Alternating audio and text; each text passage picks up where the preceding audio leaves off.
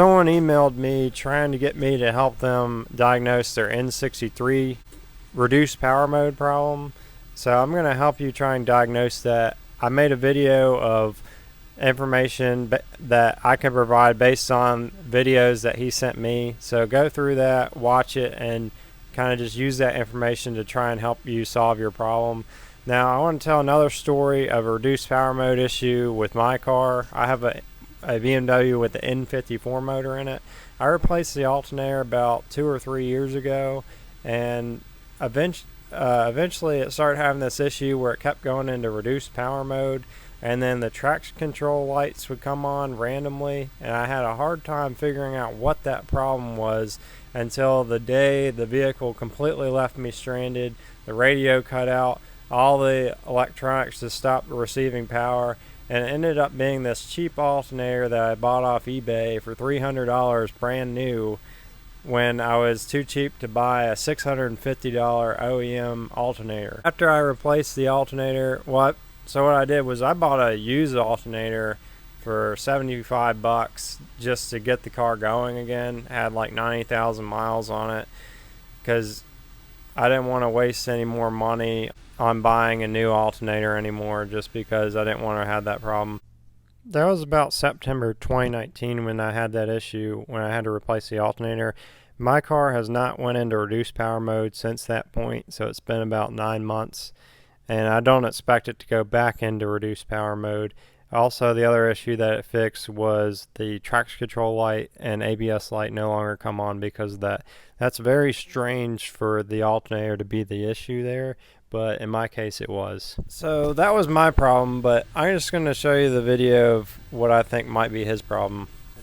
Anyway, it's an N63 motor, and he's wanting to know if the turbos are bad. I'm going to show you real quickly what to look for. This is a video posted by his mechanic to kind of show what's going on. This is the wastegate valve of the turbo. Where I want you to look is right here. See how it moved? The arm moved up towards the bushing. That usually means that if it's got enough play there, then this bushing is wore out, and the back of this valve could be lifting up when the top of this is touching, so air could be leaking out the backside because the bushing's worn out. It's hard for me to tell how worn out it is in this video, but it looks like you could tell that it's starting to wear. See, it moved right there. This is a repaired unit, and I'm going to show you what it's supposed to look like. The area we're talking about in question is right here. So this has a new bushing and wastegate arm in it. See, when I close it, it moves just a little bit. It's hardly noticeable. So all these tolerances are restored in this part. These pieces are all new, including the bushing.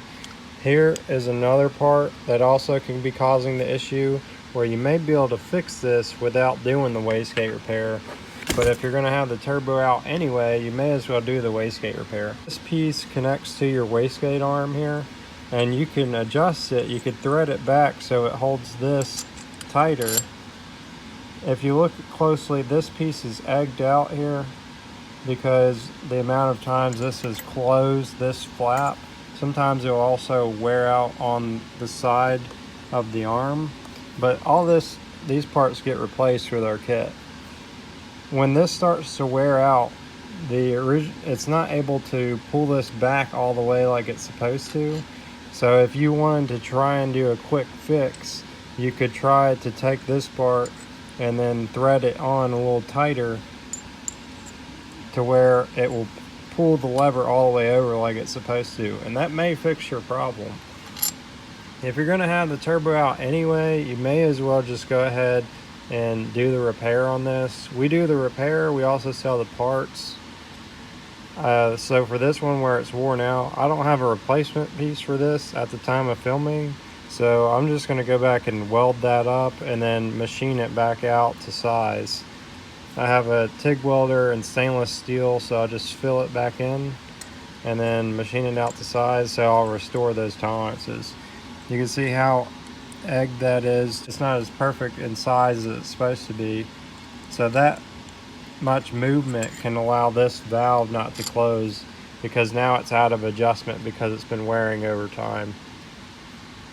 The N63 wastegate repair kit is not the same as the X5M or the M5, which is the S63. The difference is the valve is larger on the S63, so this is the S63, and also this arm right here is different too. So another thing to make sure, I know other people sell basically a similar kit, but they don't weld this part right here, so that part will come off. And so I go back and weld all these together. This is the S63 arm, and here's the N63 arm. So I go back and weld all this stuff up. Repair kit for the center cartridge. This is mainly if the turbo is leaking oil out the exhaust system, then you'll need this kit.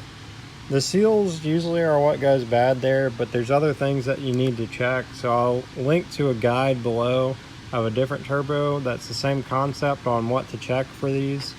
This one, the difference in our kit versus an OEM is this one has 2 oil ports in the thrust bearing, so it provides better cooling. So it's more for a performance build. You really don't need that if you're doing a stock rebuild, but it'll just be more durable. The OEM one only has 1 oil port. The factory turbo has a pretty wide thrust collar stock, so there's no need to go any bigger than that. It's got plenty of durability with the thrust collar system, but the thrust bearing could use the upgrade. That's why we had the upgrade kit for that. Below in the description box, I'll leave my contact information if you want us to do the rebuild. If you're wanting to just buy the parts, I'll link to those in the description box as well.